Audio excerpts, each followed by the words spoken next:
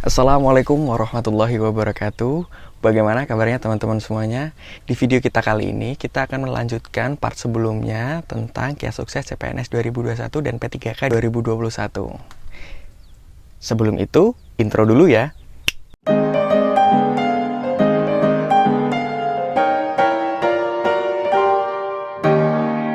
Oke, melanjutkan di video kita sebelumnya. Nah, untuk sekarang kita spesifik menjelaskan tentang informasi dan strategi. Nah, untuk informasi sendiri, karena informasi itu sangat dinamis, apalagi sekarang itu nggak cuma CPNS, tapi juga ada P3K, dan ini benar-benar baru, dan Aji juga sebenarnya nggak yakin ya, apakah ini aturan masih akan sama atau tidak. Makanya daripada nanti ini video nanti jadi terlalu ribet, ya kan, Aji akan jelaskan secara, secara singkat aja kayak gitu. Karena ada yang bilang nih kayak bukaannya nanti bulan Mei, apa kayak gimana kayak gitu kan, tapi kenyataannya sampai sekarang aja masih belum ada kejelasan seperti itu. Oke, kita lanjutin aja. Ada beberapa informasi yang memang ini penting. Maksudnya ini dari tahun ke tahun masih kurang lebih masih sama ya masalahnya.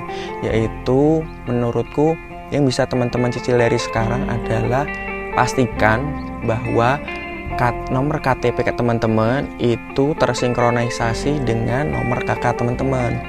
Karena apa? Karena ketika kita daftar pertama itu kita pakai nomor KK dan nomor KTP kita. Apalagi teman-teman yang habis memperbarui KTP-nya, mungkin mecah KK, baru berkeluarga, seperti itu kan, mungkin nomor KK-nya baru kemudian belum tersinkronisasi dengan nomor KTP-nya. Nah, itu perlu teman-teman pastikan. Yang kedua yang perlu teman-teman persiapkan dari sekarang adalah TOEFL atau IELTS. Apalagi teman-teman yang tertarik untuk daftar di kementerian. Nah, itu teman-teman harus persiapkan dari sekarang, karena nggak mungkin kalau teman-teman mau daftar terus kemudian masih harus tes TOEFL, sedangkan tes TOEFL itu persiapannya sendiri juga bukan hal yang sebentar seperti itu. Apalagi kan juga ada jadwal-jadwal untuk tesnya juga kan. Selain itu, teman-teman juga harus nyari apa persyaratan di tahun sebelumnya. Mungkin teman-teman bisa ngelihat, IPK-nya kurang lebih seperti ini ya kalau di kementerian, IPK kalau di Pemprov sekian, kalau di Pemda sekian, dan itu kira-kira Pemda mana yang teman-teman akan cari kayak gitu. Dan cari coba ininya, website resminya, karena nanti bisa jadi ada informasi-informasi selanjutnya yang teman-teman harus selalu update dari situ. Untuk P3K ini kan sebenarnya baru ya di kita ya. Sebenarnya ini P3K ini sebenarnya jalur di tahun 2019 kalau nggak salah. 2019 itu sebenarnya juga sudah ada, tapi ini hanya khusus kategori K2 atau teman-teman yang sudah honorer sebelumnya. Tapi tahun ini bisa didaftar secara umum, tapi dengan persyaratan-persyaratan tertentu.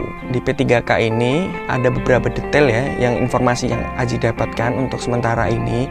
Dan ini balik lagi ya, seperti yang Aji bilang tadi, bahwa ini itu sifatnya dinamis, jadi belum tentu juga gitu loh. Kalau untuk di CPNS sendiri kan tesnya dimulai dari administrasi, kemudian SKD, seleksi kompetensi dasar, kemudian seleksi kompetensi bidang. Nah, kalau di P3K informasinya ini tidak ada yang namanya SKD, tapi secara umum dia langsung ke SKB, walaupun nanti mungkin ada mungkin ada materi soal yang mungkin akan nyerempet seperti mirip ke TKP kayak gitu-gitu. Cuma ya ini masih belum pasti juga sih mau kayak gimana ya. Jadi makanya teman-teman belajar dari sekarang kayak gitu. Untuk informasi tambahannya, teman-teman cari alumni atau siapa yang bisa teman-teman ajak ngobrol yang kira-kira kerja di instansi tersebut. Mungkin atau kalau nggak harus di walaupun nggak instansi tersebut, tapi kira-kira bidang formasi yang teman-teman pengen. Contoh nih, kalau teman-teman pengen daftar karena Aji di pertanian nih, nah teman-teman harus nyari informasi dari orang di bidang pertanian. Nah, nanti hubungannya ke kira-kira di situ pekerjaannya seperti apa. Nanti di situ mungkin, Mas, tahun lalu tesnya kayak gimana sih? Apa aja yang perlu dipelajari kayak gitu. Nah, itu bisa dicari dari situ. Ditambah lagi nih, pastikan ketika teman-teman daftar, formasinya itu kita cari semua yang sesuai dengan ijazah kita. Jangan pernah nyoba-nyoba, oh ini mirip nih, paling ini sama kok pelajarannya. Ini contoh simpel ya, mungkin ini bisa jadi teman-teman lolos, bisa jadi enggak. Makanya itu teman-teman harus hati-hati. Contoh, teman-teman itu lulusan agroekoteknologi pertanian. Nah, sedangkan lowongannya di situ detail ditulis ilmu tanah. Walaupun teman-teman itu waktu kuliah minatnya atau konsentrasinya di ilmu tanah, dengan program studi agroekoteknologi ini berbahaya. Kenapa berbahaya? Karena teman-teman bisa jadi gagal di waktu administrasi. Baru mulai administrasi langsung gagal. Untuk tahun-tahun sebelumnya sih ada yang namanya mengajukan perbaikan ibaratnya gitu. Tolong dong dicek lah ibaratnya kayak gitu. Saya tuh loh sesuai dengan kompetensi ini. Nah, tapi kan itu kan beresiko juga buat teman-teman. Belum tentu juga kalau dari panitia bilang, maaf, ini memang spesifik untuk ilmu tanah, agrotek nggak bisa. Nah, teman-teman mau ngomong apa? Kan sayang sekali teman-teman gagal di administrasi kayak gitu. Kemudian, pastikan teman-teman baca pengumuman itu dengan detail. Jangan sampai ada kesalahan konyol. Nah, ini berbagi pengalaman aja sih. Tahun 2017, Aji itu ada kesalahan dan ini konyol banget sebenarnya. Tahun 2017 itu masih ada yang namanya SSCN dan non-SSCN. Nah, Aji mikirnya gampang aja kan waktu itu. Padahal sebenarnya ini masalah banget ketika di pertanian, Kementerian Pertanian itu SSCN. Aji udah mau daftar di situ tapi ngecek dulu lah. Mungkin di kementerian lain ada yang oke nih, bisa masuk nih. Pengen ngecek kan. Klik lah Kementerian Kehutanan karena mungkin di situ bisa lah ada umum kayak gitu. Ternyata ketika Aji ngeklik Kementerian Kehutanan itu kita nggak bisa balik lagi. Dan mau nggak mau aja udah daftar di Kementerian Kehutanan. Adanya lowongannya polisi hutan. Padahal materinya banyak banget yang perlu Aji pelajari lebih jauh. Kemudian ada tes fisiknya juga dan intinya itu kesalahan konyol pertama dan itu jangan sampai terjadi ke teman-teman. Yang kedua kesalahan konyolnya adalah di tahun 2017 juga itu Aji salah masukin yang namanya, ini karena menggampangkan sih, itu salah masukin masalah akreditasi. Dan di tahun-tahun sebelumnya memang nggak pernah ada akreditasi. Di tahun 2017 Aji disuruh masukkan akreditasi program studi. Nah, Pak, tapi Aji masukinnya enggak file dokumennya, malah Aji kirimin screenshot aja lah, ya udahlah, yang penting dia bisa tahu kalau ini loh akreditasinya ini. Masa negara nggak bisa ngecek? Ya bodo amat mereka kan. Kenyataannya ya langsung gagal secara administrasi gitu aja. Sayang banget gitu loh. Milih formasi itu juga teman-teman harus yakin teman-teman akan siap di situ, karena ketika teman-teman milih formasi itu teman-teman harus yakin ya, jangan cuma nyari yang ini formasinya banyak nih, wah aku daftar sini aja lah, peluangnya gede, walaupun jauh udah lah nggak apa-apa, sikat aja lah dulu, nanti ya pikir belakangan nanti kita ngajuin pindah. Teman-teman nggak bisa kayak itu sekarang. Karena apa? Karena teman-teman itu nanti setelah lulus itu ada surat perjanjian bahwa siap ditempatkan dimanapun seluruh Indonesia, ada yang seperti itu. Kemudian teman-teman harus siap tidak mengajukan pindah selama 10 tahun. Kalau teman-teman ngajuin pindah, teman-teman dianggap mengundurkan diri dan itu teman-teman nggak bisa lagi daftar CPNS lagi kayak gitu, nggak bisa. Makanya teman-teman harus yakinkan bahwa teman-teman itu benar-benar memilih instansi yang tepat kayak gitu. Tapi di sisi lain, kalau teman-teman memang tujuannya adalah memang dari hati nih, niatnya emang udah benar, teman-teman tuh pengen ibadah, teman-teman pengen mengabdi kepada negara kayak gitu, teman-teman siap ditempatkan di mana aja. Nah, teman-teman bisa daftar dengan peluang formasi yang banyak. Karena apa? Karena ketika kita menggantungkan mimpi di atas Oke. Karena apa? Karena ketika teman-teman nggak bisa nomor 1, kalian bisa nomor 2, nomor 3, teman-teman bisa tetap lolos. Sedangkan kalau formasinya cuma 1, kemudian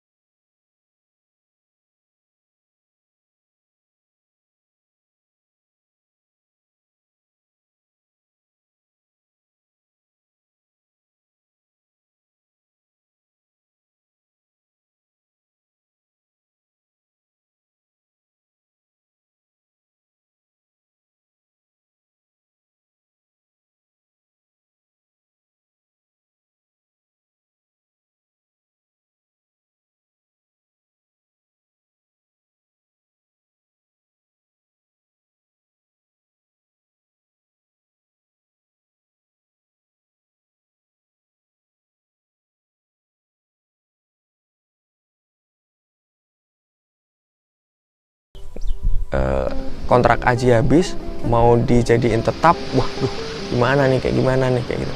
Tapi satu dan lain hal, kemudian efisiensi, dan akhirnya kontrak Aji di stop. Oh berarti memang di jalannya di sini nih kayak gitu. Udah Aji jalanin, usaha semaksimal mungkin karena ya emang impian Aji dari dulu di sini.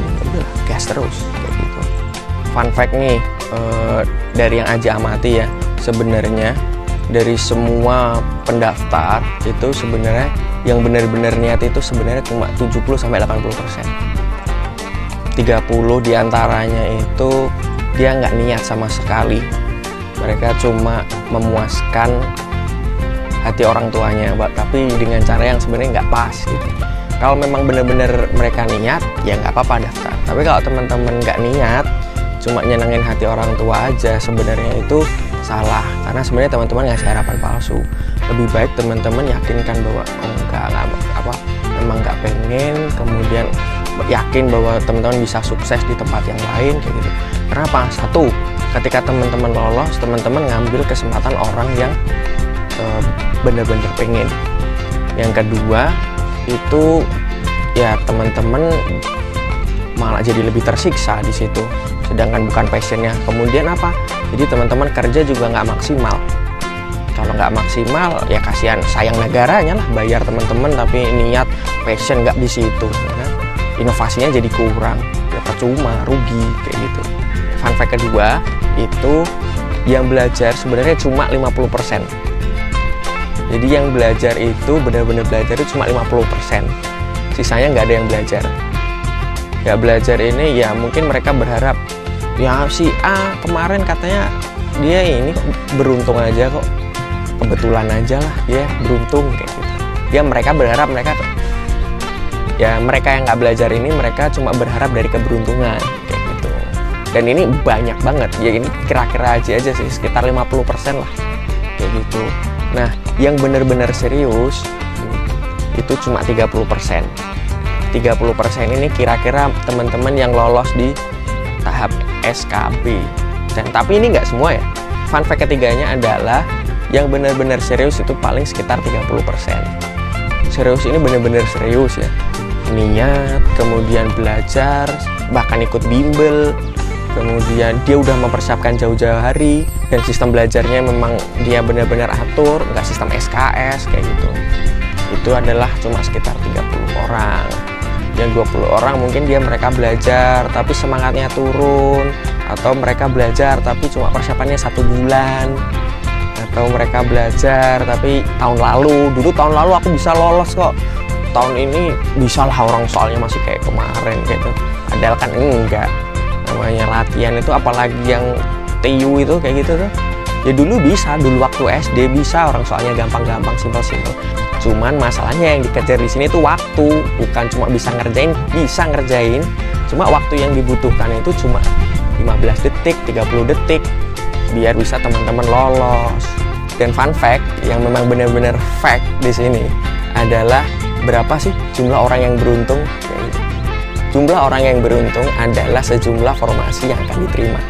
Jadi benar orang ngomong aku beruntung aja kok kemarin bisa lolos. Mereka nggak salah karena memang mereka bagian dari orang yang beruntung.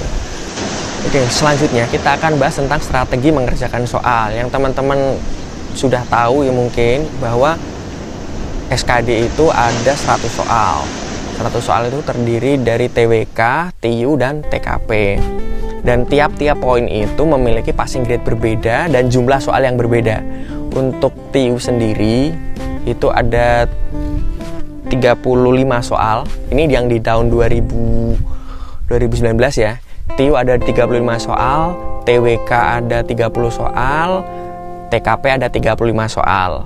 Nah, passing grade-nya juga berubah nih tahun 2018 ke tahun 2019, yaitu TKP-nya turun. Dulu tahun 2018 itu 143, kemudian di tahun 2017 itu jadi 126. Ini kenapa? Karena di tahun 2018 itu yang nilai-nilai totalnya bagus, itu banyak yang gagal karena passing grade TKP-nya sangat tinggi. Kemudian di tahun 2019 ini diperbaiki lagi, disesuaikan agar persaingan jauh lebih merata kayak gitu. Karena di tahun 2018 itu banyak yang auto PNS karena sangat sedikit sekali yang bisa lolos passing grade. Strategi yang Aji gunakan itu adalah mengerjakan yang awal itu Aji kerjakan dulu TKP-nya. Karena TKP itu kan nggak ada tuh yang namanya jawaban salah, itu nggak ada. Adanya jawaban poin 5, 1, 2, 3, 4. Dan kita akan berusaha agar mendapatkan poin 5 terus. Nah, poin 5 ini juga nggak instan dapetinnya. Teman-teman harus nyari pattern mana sih yang benar. Kayak gitu. Apa kita harus menjadi malaikat? Apakah kita harus menjadi orang yang realistis? Atau jadi malaikat yang realistis? Itu yang perlu kita kita cari tahu. Kalau dulu sih Aji dulu mikirnya ibaratnya kunciannya Aji dulu itu ngerjain TKP itu jadilah malaikat yang realistis. Jadi jawaban yang paling benar tapi tetap harus realistis. Contoh, ada anak kecil masuk ke dalam sungai, kita nggak bisa renang nih. Apa yang kita lakukan? Apakah kita akan menolong dia? Kalau kita malaikat, kita tolong dia. Kita nggak bisa, gitu kan? Tapi tetap harus realis. Kalau kita ikut nyemplung di situ, malah korbannya bisa jadi nggak cuma 1, tapi 2. Kita ikut ke situ, orang kita sok-sokan nolong, tapi kita sendiri malah akhirnya jadi ikut korban kayak gitu. Nah, itu adalah yang maksudnya itulah yang jadi kata kunci Aji bahwa jadilah malaikat yang realistis. Kita lanjut lagi ke tekniknya ngerjain, bahwa yang pertama kepala kita masih fresh waktu kita ngerjain, langsung buka nomor 66, yaitu langsung ke TKP, kerjain itu TKP sampai selesai. Kemudian bacanya hati-hati, kalau bisa jangan sampai diulangi karena sangat membuang-buang waktu, karena itu bacanya panjang-panjang. Tapi bacanya hati-hati, pahami, dan banyak latihan. Karena kuncinya ada latihan di situ kalau untuk TKP. Kemudian kita lompat ke nomor 1, kerjain sekitar berapa soal ya? 15 lah mungkin, 15 soal, dan pastikan kalau bisa pastikan bahwa 15 soal itu adalah 15 soal jawaban benar, atau setidaknya 13 jawaban benar. Karena apa? Karena passing grade-nya 65. Jadi ketika kita lompat ke selanjutnya, kita udah memenuhi passing grade.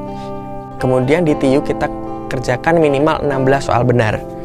Nah, ketika kita udah bisa ngerjain 16 soal benar, kita lompat lagi ke TWK, kita kerjain lagi sampai selesai. Kemudian ke TIU lagi, kita kerjain sampai selesai. Kemudian pastikan lagi bahwa itu adalah soal-soal yang mudah dulu yang dikerjakan. Jangan sampai teman-teman kehabisan soal karena keasikan ngerjain soal matematika. Ini aku bisa nih, tapi ya itu tadi, kalian boros soal.